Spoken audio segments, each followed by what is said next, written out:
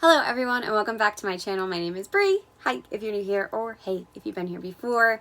Today I'm going to be doing yet another tag video, and that is because my wonderful friend Hudson McCarthy made a video all about her Myers Briggs personality, and although she didn't really tag me in her video, she did pretty much tag me in conversation with her. So I'm doing this tag especially because one of my writing experiments was all about my personality, which is enfj. So let's just get into this tag. So question one is, what is my Myers Briggs personality profile? And that would be an enfj. Now, I personally don't know the dashes there because there's like -a or -t.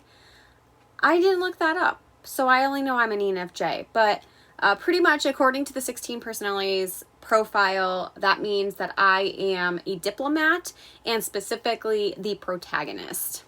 And then it says, according to the 16 personalities website, which is what I'm using off camera, it says, what are my strengths and weaknesses? And I'm going to try to tie this in much like Hudson did with question number 3, which is, do I feel like my type's accurate? And if not, what did the profile get wrong?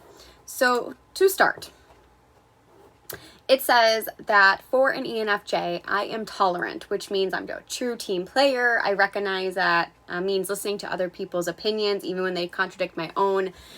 I admit that I don't have all the answers, and I'm usually constructive because of that. As far as tolerance goes, I do think this is pretty spot on. I've been told one of my best qualities is that I'm objective, and also just willing to give people chances and listen to them and listen to their sides, even if my immediate reactions might be different than their own. So I would say that's pretty spot on. The second strength is reliability. It says that I would be galled in the idea of letting down a person or a cause that they believe in. And I definitely think this is true. Though I will say, even though like I might be hard on myself, sometimes that does happen. Like, I am bound to let people down, but I do take it very hard. And when people tell me that, like, you know, that I let them down, or that they were shocked that I didn't support them or some way, whether or not that like I intentionally did it or not, I do feel really bad with that. My third strength is charisma. My charm and popularity are qualities protagonists have. I know how to instinctively capture an audience, pick up on mood and motivation that allows me to communicate with reason, emotion, passion, restraint, whatever the situation calls for. And I'm usually able to shift my tone and manner. I think this is pretty spot on. And the reason that I'm saying this is because I'm a therapist for a living. And part of being a therapist is all about having charisma in order to relate to your clients. And I pretty much will adapt. Like, I know pretty quickly whether or not someone, you know, is in a bad mood. So I'm going to be, you know, I'm going to take a different tone versus if they're happy and exciting and ready to go. So I do think this is one of my best strengths. And I think I'm pretty articulate as well because of that. The last two that I'm going to mention is the altruism and being a natural leader. Obviously, being altruistic, it's, you know, you put others before yourself and you genuinely want to help others, even if you're getting nothing in return. To some degree, yes, I do agree with this. I would help others even if I'm getting nothing in return, because typically I look at that as the best instance. I would say is, you know, going to my friend's house to clean. My friend was really stressed and me and another friend just showed up and we're like, we'll help you clean today. That's fine. And I didn't necessarily get anything out of that, but in the same sense, like, naturally by doing that, like, it put me in a good mood, it helped her in a good mood, and we just got to spend time together. So it was a natural byproduct, but not something I was seeking doing it. Like, I was doing it because I just wanted to be a genuine good friend to her, and I wanted to help her through a tough time. So I could believe that I'm altruistic. I don't think in every situation I am, because I definitely am a human, and sometimes I have motives, like more people do. And then as far as a natural leader, I do get this compliment quite a lot, both in my job and then even through my academic career. I got a leadership recipient scholarship for college because I went through like all this vigorousness and I kind of like proved myself as a leader. So I do think like there is a compliment, but I know I would be hesitant to say that I am in some cases, but it doesn't mean that other people would agree with me, if that makes sense. All right, so let's go to my weaknesses because gotta roast myself, don't I?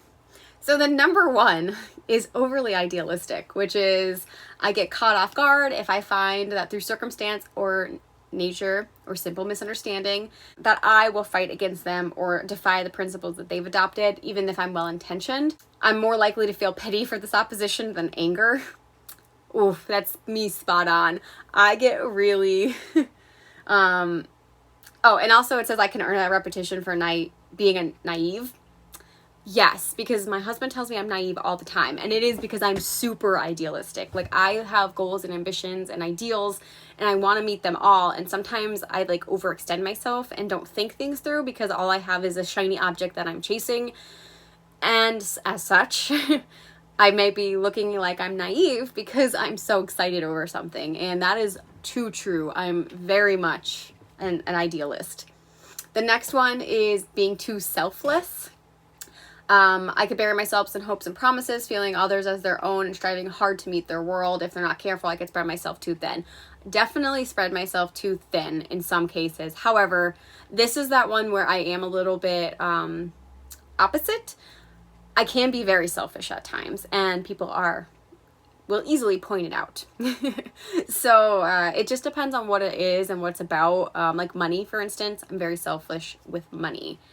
However, with gift giving, I will spend all my money on buying people gifts, even if they're like, don't do this, I don't need anything. So it's weird. They combat each other a lot. Being too sensitive is another weakness, and I am super sensitive. I cry over everything, whether it's happy or sad. And sometimes, and it's more of like not criticism with like my work or my job or anything like that or writing, but more of like little things that like I'm excited about. And if someone criticizes that, then I take that to heart. And really it's only specific people. Like if it comes down to like my family and my very close friends, if they end up being a little too critical, I can be extremely sensitive. Fluctuating self-esteem. I don't think I need to really go into that, but my insecurities and lack of confidence at times, I go back and forth, like as far as do I feel really good about myself and what I'm doing, and then do I feel like crap? Yes. I actually had a conversation about Hudson about how like I'm super self-conscious and insecure at times, and at the other time though, then I'll know I do something really well, and I can bring receipts as far as that goes too. So it just goes back and forth. And then struggling to make tough decisions when I'm stuck between a rock and a hard place, I freeze. Sometimes, absolutely. I've been in these positions before. I try to make sure that I make decisions, and I've gotten better to the point where now it's really just where do I want to eat, which is my toughest decision to make every day. So as far as question number 4 then, how do I feel my personality affects my writing? I definitely think this goes back to that weakness of that fluctuating self-esteem. I suffer with imposter syndrome quite often, and it'll just grip me out of nowhere. So there's a lot of times where I'll be writing, and as I mentioned, I am pretty confident in my writing. I've gotten a lot of compliments, and I think I could do well publishing. But I have that freeze and that fear of people are going to like degrade me, or they're going to tear me down, and I'm never going to be good enough. And then I'll like read other authors and be like, they're so successful. So I definitely think that can impact my writing negatively. As far as the rest of the other parts of the good side, I do think I'm really good at putting myself out there in the same sense, where like I will research and I will talk to people and I will kind of be that leader that this implies that I am, because I have goals and we're an idealist, so I want to reach them. So I'm more likely to try to finish a project and like be the one to kick people in the butt and be like, we got to get this, we got to do this, because I have a goal in mind and I need to meet it. Number 5, have you ever written a character with your personality type? And if so, describe your character. I've never actually like dug into this more. Like I've never thought like, oh, this has my personality type, but I will say I think I'm more of that person that will break my personality into different parts and give it to many characters. So I'll take one part of myself and like amplify it in another character. So for instance, with my co-written book, I have a shape-shifting thief, and she's extremely reliable and she is kind of altruistic, but she has no charismatic. She's a thief. She doesn't want to interact with people. She just wants to steal her stuff and get out of there. So she's always been like that kind of like a person in the shadows type of thing. So she's not really charismatic, whereas I am. However, I also have a male character in that book that's shared by my co-writer. And the one thing about having a co-writer is it's interesting to see what personalities you guys combine to make your characters, because the boy character is like, he's actually the charismatic one, and he's definitely very tolerant and very kind to people and will definitely listen to their stories. So like I said, I kind of have all these different characters. I don't know, it would be interesting to actually look into this and see what personality types can I make if I actually broke down some of these. But I have characters in my head and I just write them. I don't really think about their personalities until later. Number 6 is, do I struggle to write characters with different personality types? So this kind of goes with the last one. I don't think I do, mostly because I will just break down my own personality and amp that up in someone else's. However, I deal with people on a daily basis. I deal with different personalities, and because I'm able to fluctuate in those, I think I am able to write personalities pretty well.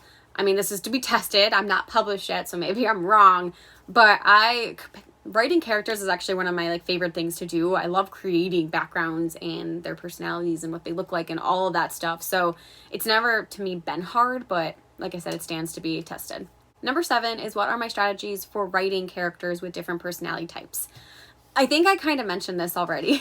I take some of my personality and amplify it, and I usually try to make my characters pretty flawed.